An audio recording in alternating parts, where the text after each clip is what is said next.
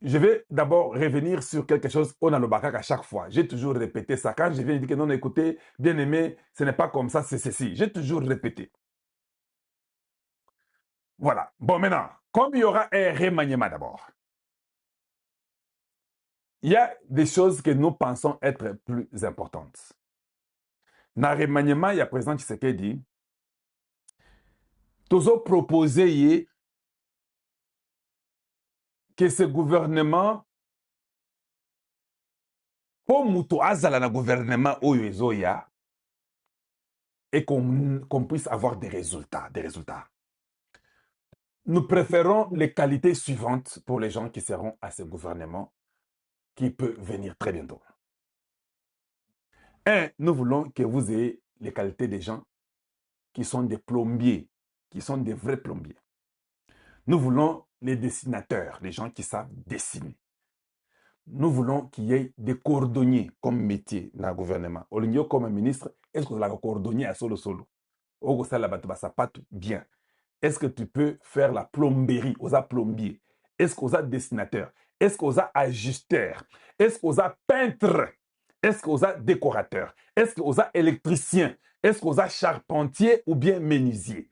On a taulier ou bien on a ferrailleur, ou bien coiffeur, ou bien ébéniste, ou bien cuisinier, ou bien carreleur. C'est ce que nous voulons dans ce gouvernement qui va venir. Sauf peut-être le ministre de Santé, il peut être médecin, ou il a fait la médecine, c'est bon. Ou bien il a fait des études de santé. Là, ça peut être quelqu'un qui est dans le ministère de Santé. Voilà. Et puis, le reste là, peut-être au ministère de la Justice, vous pouvez trouver un juriste, des choses comme ça. Les restes là. Les métiers là, c'est ça que les Congolais ont besoin parce que nous voulons que le gouvernement de Tshisekedi puisse produire et que les gens puissent vraiment avoir ce dont ils ont besoin. C'est très important et je pense que c'est nécessaire d'arriver à ce niveau-là. Parce qu'on a eu beaucoup de gens qui sont venus beaucoup nous embrouiller. Papa, j'ai 4 doctorats, j'ai 3 doctorats, j'ai doctorat en ceci, j'ai le doctorat en cela. Non, non. Et puis quand il prend le travail, le résultat est nul. Le travail n'est pas bon du tout. Voilà. Donc, nous voulons quand même qu'il y ait ces gens-là qui connaissent ce métier-là, ils peuvent peut-être nous aider beaucoup plus que tous ces titres-là que nous avons. Donc, nous voulons un gouvernement des hommes de terrain. Voilà. C'est ce que je veux dire. Et je trouve qu'on en a besoin d'une dizaine. Un gouvernement, ça suffit. Mais on est venu nous raconter beaucoup. Oh, yatangate, oh, yatangaboy. Le Congolais est resté dans les superflus, c'est-à-dire que dans l'imagination, dans l'imaginaire.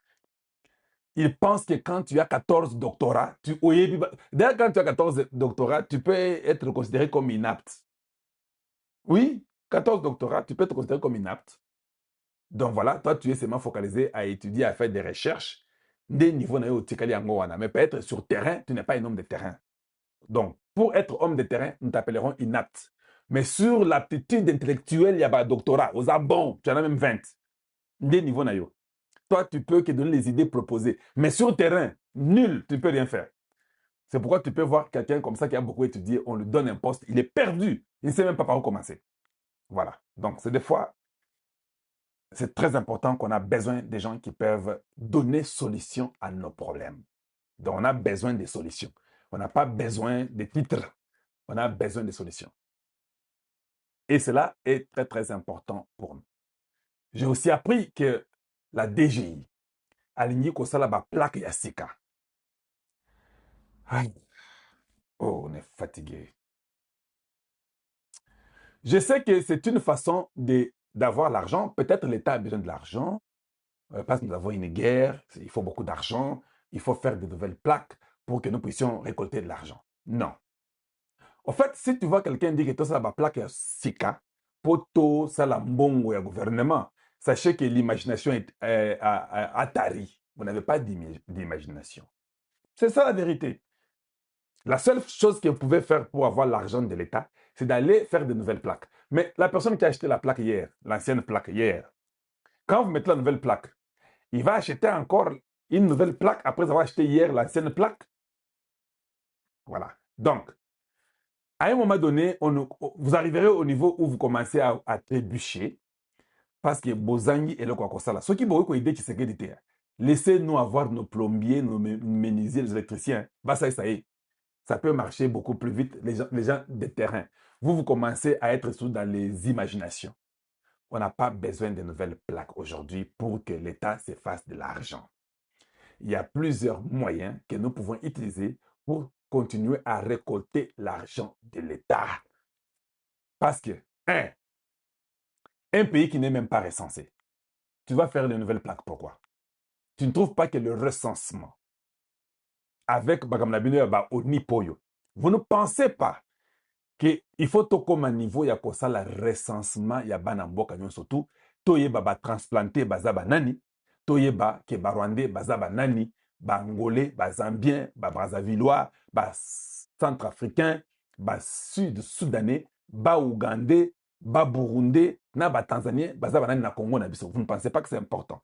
Vous ne pensez pas que c'est aussi une priorité des priorités. Na Kisasa, peut-être boza 40 millions na Kisasa, boyebi yango neni, boye bangote. Voilà. Donc, pour moi, je trouve que ça, la plaque Yassika, et sa priorité était. Priorité, et ça peut être recensement Yamboka, Yabana Mboka, pour que nous puissions identifier chacun de nous. Pour être en mesure de diriger Mboka Malamu, il faut nous yeba, batu oyo diriger bazar au nombre de combien. Et c'est important. Voilà. Donc, oyokoza mutamayele, mutabwanya, mutamayele makasi.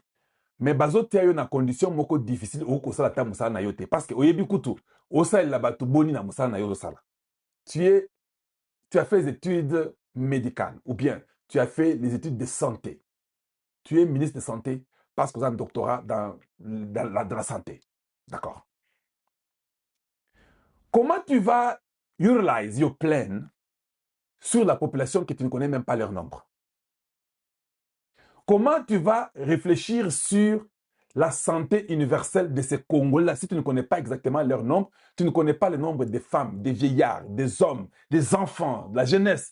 Tu ne connais même pas les taux de mortalité. Tu ne sais pas combien il y a de naissances. Tu ne sais pas combien... Comment? Dis-moi un peu. Tu vas te baser sur base de quoi?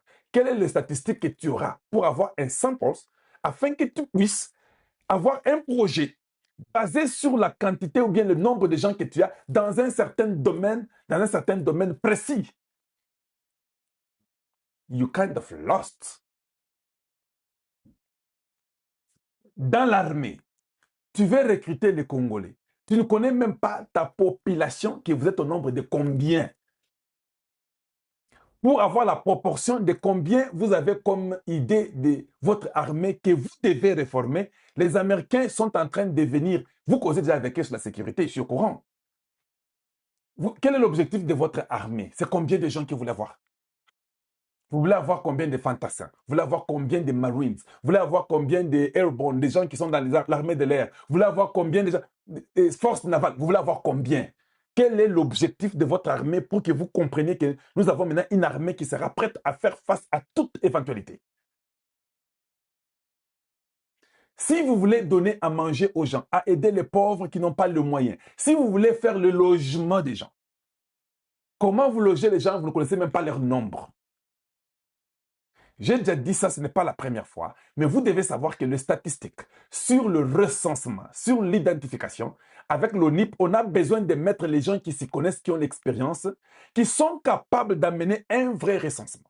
Le recensement, on ne va pas recenser que le Congolais. Et bon paniquer quand je dis qu'on va connaître combien de transplantés nous avons au Congo. Et c'est normal. Le recensement, bozo recensé na baoyo baza ya binoté. Vous recensez toute la population qui est sur le sol congolais.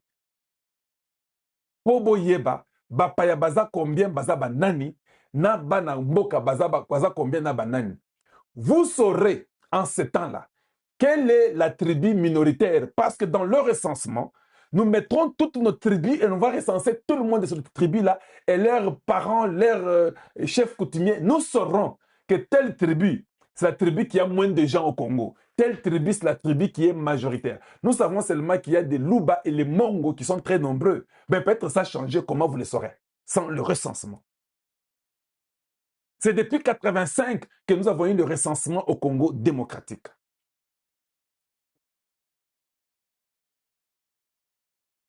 Pourquoi vous ne pensez pas que ceci est important? Pourquoi vous ne pensez pas que ceci est primordial pour que nous puissions être en mesure, je dis bien être en mesure, de commencer à fonder avec ce président que Dieu nous a donné comme un don, que nous puissions commencer à fonder la nation congolaise. Parce que jusqu'à présent, jusqu'à preuve du contraire, nous n'avons pas une nation fondée. Nous avons été infiltrés à tous les niveaux, dans l'administration, dans l'armée, dans tout. Donnons la chance à ces fils de la République de commencer à fonder ou refonder une république que les gens pourront respecter. Babylone Waboye, ils n'arrivent pas à Kalonji TV. Tu ne ramasses pas ça de n'importe quel média. Parce qu'ici, je suis en train d'enseigner pour que vous puissiez comprendre comment attaquer vos problèmes. Vous attaquez vos problèmes quand vous connaissez le nombre des enfants dans une famille. Tu es papa, tu vas acheter les enfants, les habits à tes enfants. Tu connais combien d'enfants tu as pour que tu achètes les habits? Tu connais combien d'enfants tu as pour que tu achètes la nourriture? Tu connais combien d'enfants tu as pour que tu puisses les inscrire à l'école? Ou bien tu vas faire seulement vaille-que-vaille? Non. Voilà. Donc, alors, quand vous parlez des nouvelles plaques, pour l'instant, ce n'est pas le meilleur moyen de faire de l'argent. Je peux ne pas le dire publiquement, mais vous êtes employé pour ça. C'est pourquoi on vous paye. Vous devez réfléchir différemment. Et nous avons plusieurs moyens par lesquels nous pouvons faire beaucoup d'argent pour la République sans avoir créé de nouvelles plaques. Voilà, les deux coups en triomphal, on a ma préoccupation au but. Pour les gens dérangés, les amis. Pour eux, les dérangés, les amis, awa paye comme qui glissé. Tant on a quoi si Bukavu, quoi si Goma. Batu bazale si que nanga azwa Kinshasa. Président Félix Tshisekedi na kekuming. Voilà bien les bible le qui ba ko bunisa bino kasi ba ko longa bino te. Enta ke mwana nzambe olingo lingate bitumbe zali likambo ezwa kaka moto ezwa nzete te. Tango inde awa bato yanga mbona bakanisa ke nanga akoya Kinshasa. Pona okimisa président. Na ba chef ya parti bango tout batikala ki silence bazali kamba lobate. Président Félix a se retrouvé kaka na deux ministres. A se retrouvé na deux ministres. Maman Thérèse Kwamba na Jean-Pierre Mbemba. Mais nzamba yako sunga trompe qui na mission ya ko délivrer deux pays. Ya ko délivrer Israël na RDC. Nzamba yako sunga Trump a commis le cola médiateur ya Congo. A commis le cola avocat ya Congo. Donald Trump président des États-Unis. A commis le cola président ya Congo. Nzamba sungi accord de paix et auto sinané na États-Unis. Et ça accord de paix qui mi a libéla. Mais toujours comme on a que na basango banda hotel lo ba nzambe ba ko siname ata félicitations exacte na basango pour mon que baza ba inia Congo yongo to lo ba ke o nyoso so bundisa Congo o nyoso za contre Congo ai baka kokutana mopanga ya nzambe ai baka kokutana mopanga ya nzambe pour président Félix Tshisekedi azana mandaté kasi azana mission azana mission au ba démocrate ba pesaka Paul Kagame lelo Paul Kagame tie da mutakala asuna bilambate Paul Kagame tie mutakala asuna bilambate mission ba démocrate ba pesaka Kagame ya suma boka Kagame te na milito au pouvoir wana ba pete wana ezala na mapeka ya président Félix Tshisekedi mission au ba démocrate ba pesaka Kagame faux mission ya ko détruire Afrique. Les démocrates appellent ça Kagame, mission pour détruire l'Afrique. Mais Donald Trump appelle ça président Félix Tshisekedi, mission pour délivrer l'Afrique. Les démocrates appellent ça Kagame, mission pour détruire l'Afrique. Mais Donald Trump appelle ça président Félix mission pour délivrer l'Afrique. Président Félix Tshisekedi a un mandat, mais a une mission. Constitution autozanango, et ça mina ba Congolais, et ça mina ba paya, et ça mina ba mafia. Et ça mina ba mafia constitution tozanango, et ça mina ba mafia, et ça mina ba paya. Ndenge za ba kiteo mata tozo changer yango.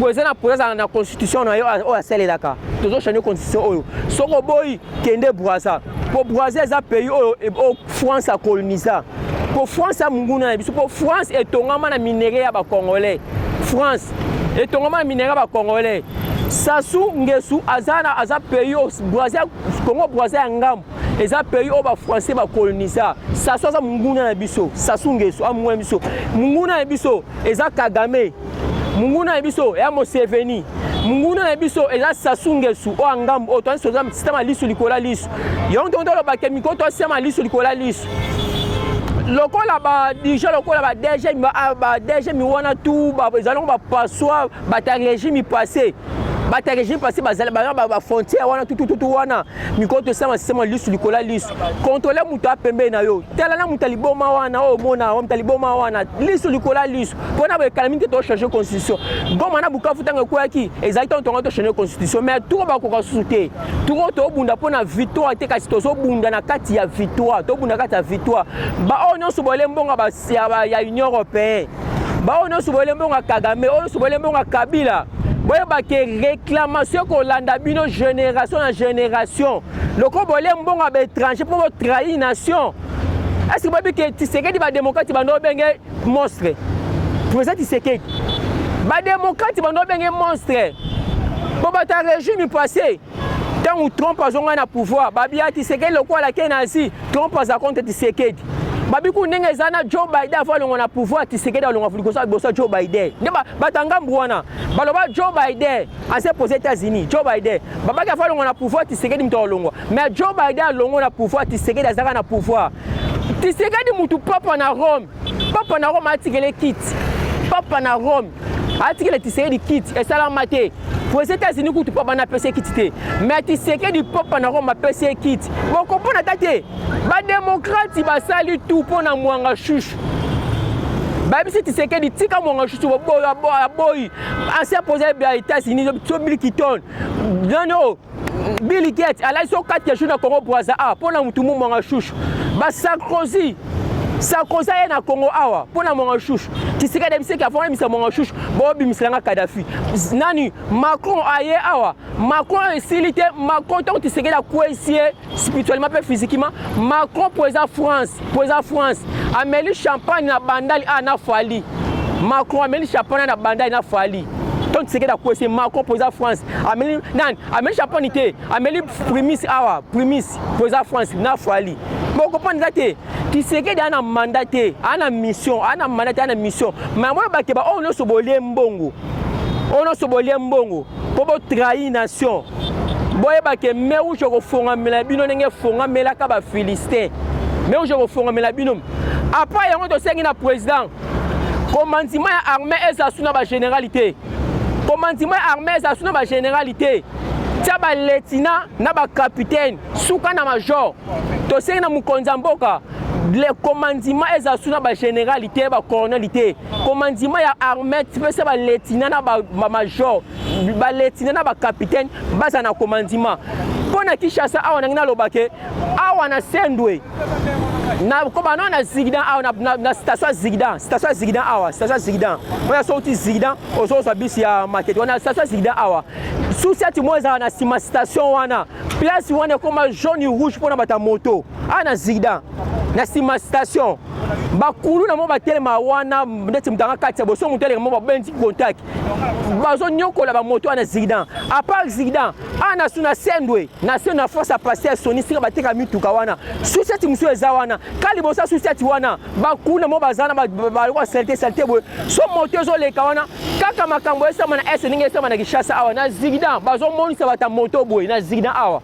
ba monisa bata moto boy à part Zigdan na Sendwe susu awa na Sendwe chaque jour ti lelo o bazawa na Sendwe baba ta régime passé ba wana batia ba ta service ba moto bazo nyokola ba moto ndoto bi ke président on so ata vraiment be aza musika o soit gouverneur o soit nani baza musika président ndenge zawa tuka to kende siko na to bando bunda guerre bandane ko gresser biso siko to kena bitumba président loko to kena bitumba changer commandement to sena mukonza mboka to kena ba général ya brassage mixage te ba général a brossé message baza la sous-souté tia ba lieutenant na ba capitaine au proto sengi yango na tia ba lieutenant ba capitaine président tout cas balola makambala makaba yango tina parti président tant tozaki na opposition tela parti de banda koyokana non opposition parti banda koyokana mais to komi na pouvoir parti ezokana sous-souté parti ezokana sous-souté IDP c'est na pouvoir mais parti ezokana sous-souté un président parti ezokana sous-souté changer na ba dirigeant parti changer na ba dirigeant parti pour donc na guerre donc na guerre Macron zo continue kotambola Macron kesenga lisungi na Chine akesenga lisungi na Chine kwa Congo pe sous ba général président yana sengi pona suksanga ezake président longola ba général a brossé mixage tia ba lieutenant tia ba capitaine po to ke na bitumba ndeza to buna supo na vito te ka to buna ka ta vito mais ko to ke na guerre po to mando bunda guerre te banene ko gleto mando saka to défense to saka défense to sa défense skono to ke na bitumba loko to na ki bitumba président longola ba général tout wana o ba gouverneur ta Kinshasa président son na Kinshasa ta Kinshasa ndenge kombi ba poto ba terrasse boucher Kinshasa tout ka soni président Burundi tanga yaki awa aibisa ko ke Kinshasa za salité président Burundi ayaki awa aisaki président Tshisekedi qui président Kinshasa za salité ta Kinshasa ba terrasse boucher makambo zo simba te Kinshasa on a sa kokate changer président changer on a lo ba yangona longola ba général a brossé mixage baza suna commandement te na pesi merci na chef ba wazalendo général a retumba tout cas au bongi pa au mekte pa na chef d'état-major Lubo ya kashama na chef ba wazalendo bo mekte pa boza ba chef d'état-major ba général a brossé mixage na baza soute président na lo ba yangona mais brossé mixage exact to kenina guerre ba on a so balembonga ba français on a so balembonga ya ba union européenne wana ba ba question na bino ese na meuji ezala onani oza nani iso bino ese na meuji on nga lo ba on a posé changer makamnyo so pe na bi pona sécurité ya sendwe ana sendwe chaque jour insécurité za wana ba ta régime passé ti le lo bazo continuer ka ko sala ba ta régime passé ba sa na sendwe na sigida na sendwe na sigida wana na station sigida wana ba bureau de wana bazo moto bon sa ba ta moto passi insécurité za partout qui chasse présent changer ma camion so président ngalo banga ya wana félicitations na pesi sous merci na Donald Trump pour de ozo sunga RDC en tout cas alliance au bosali président Tshisekedi Donald Trump na coutume eza libela en tout cas to bunda pona victoire te ka to bunda ka ta victoire merci félicitations Fachi Beton nebi koza na mandat ka zo na mission ya ko délivrer Afrique merci koza na mandat ka zo na mission en tout cas rumela oko sala ko leka Museveni oko sala ko leka Kagame pona mi ke mission za nango folongo la Sassou Nguesso au fond on la Kagame folongo la folongo la Sassou Nguesso angambo ozo kotia so be filtrer Sassou Nguesso folongo na Museveni mission za nango za ko délivrer Afrique na pesi sous merci na président ya Burundi ozo soutenir biso na Congo merci Hollandais sika victoire ezali na pesi sous merci na président ya Tanzanie maman ya Tanzanie en tout cas merci félicitations Ozana biso na pesi sous merci na président ya Égypte président na biso en tout cas ba ono subana mukonza sima mukonza mboka na pesi no merci pour la victoire moninga malamu ayeba na tanga pasi félicitations merci on a le bara yangwana au revoir ça dire que na minute oyo ba isolé ngai Kagame azo sa gouvernement na ye local États-Unis d'Amérique ba la Shanghai Union européenne a okiko biki sangai to la boto surtout que l'Union européenne représentante de l'Union européenne à lobby nous avons retiré le rupture diplomatique Union européenne et le Rwanda. Kagame a moni déjà Yemoko. A moni déjà Yemoko. Et puis le bien Sengeli va sanctionner sévèrement. Donald Trump a s'impliqué. Alors avant d'attaquer Kagame et Sengeli qui n'a déstabilisé ma moyenne à Enyonso. Il y a moins de boyoka qui va sur le plan de financement. Les États-Unis d'Amérique va verrouiller. Puis va désactiver. Na Kabila, na bango nyonso, Kabila yango na azolela, moyen ya nazo alisusu bongo na kozwango wapi. Awa kingakati verrouillé. Je l'aime verrouillé. Kuna kashamata nyonso wana eza toujours verrouillé.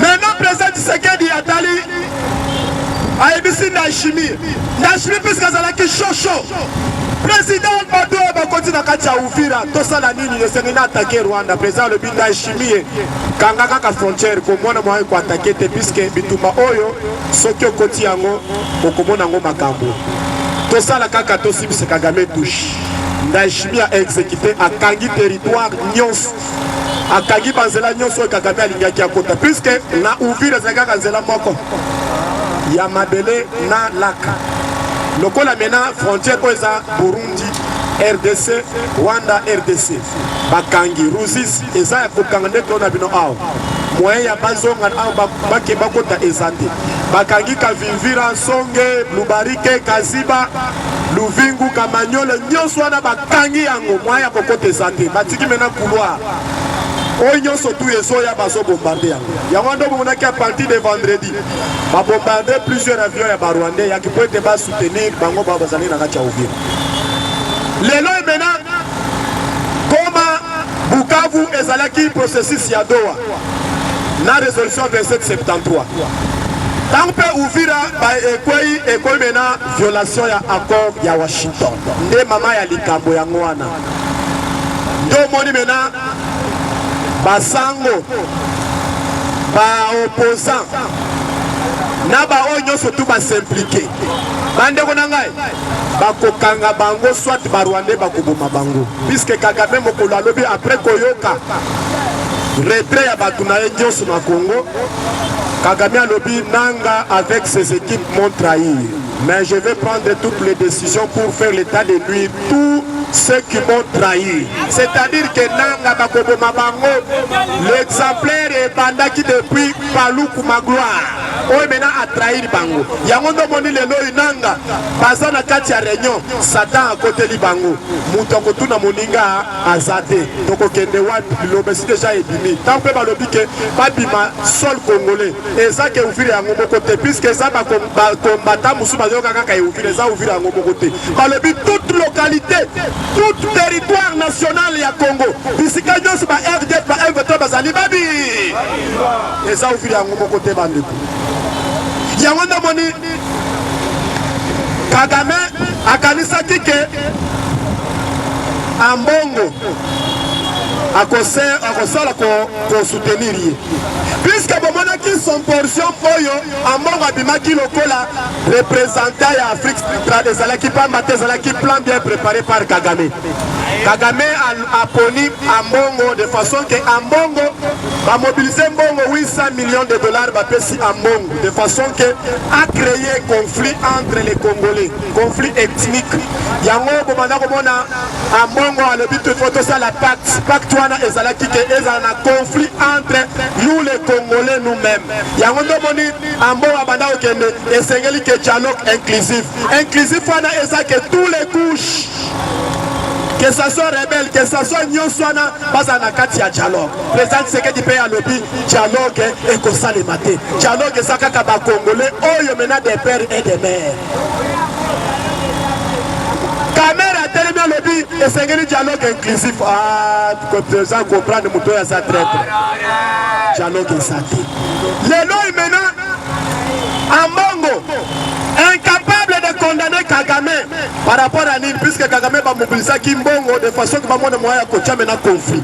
Et si vite, le lot Kagame a le dit, bah on surtout va trahir Ngai, na kosala bango moyen nyonso na faire état de lui. Puisque le président Tshisekedi a lobby, d'ici 2026, il y aura maintenant l'ouverture Yagoma, Bukavu, Nord Kivu, Sud Kivu, 5 milliards de dollars. Avant, il y aura maintenant les arrestations de toutes les parallèles administrations M23 AFC.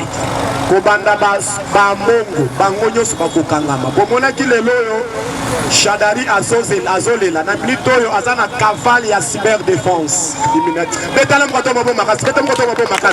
Sauvons le Congo. Yewana Azana Cavale ya cyberdéfense. Bango Bazala qui mena copie à Kebakot Saba M23, Bakot Saba Rwandais, Bakot Kotsi Barwandais. Yawana Babanda Komonake. Tshisekedi a sa faible. Les lots n'attendent service de renseignement cyberdéfense criminelle. Bakei Bakangi, les maintenant Chadari, Bakei Nayi. La minute Chadari et Sengeli qui assemble. Les lots maintenant dossier, il y a Kamwina Sapou, la Mesa. Dossier, il y a Oignon surtout Baboma qui les deux experts. Ils ont déjà la Mesa. Vous voyez bien que Bakomi Kokangamoko Namo. Peut-être que c'est Baboma Makasi, peut-être que Baboma Makasi. yango wana na yebisi bino ke losambo efutaka bavoyage ya Tshisekedi yango efuti yango na yebisaki bino ke kopesa mokonzi ya mboka kotia ye maboko kopesa ye confiance tozala na koyimayima te puiske bakombata ebele bazala na koyimayima par rapport ya chute ya Uvira or chute ya Uvira ezalaki chance mpo na biso peuple congolais pete sekeli maboko makasi bandeko na ngai natondisami na esengo Kagame ayoki kaka appel président vice-président ya États-Unis d'Amérique. Monsieur Kagame, n'est-ce pas que vous êtes au courant? Oui, deux avertissements pour les États-Unis d'Amérique. Oui, je suis au courant. Mais aujourd'hui, ma disposition n'est pas pour arrêter na Congo. Kagame a raisonné pendant 30 minutes pour azongisa les sous-questions.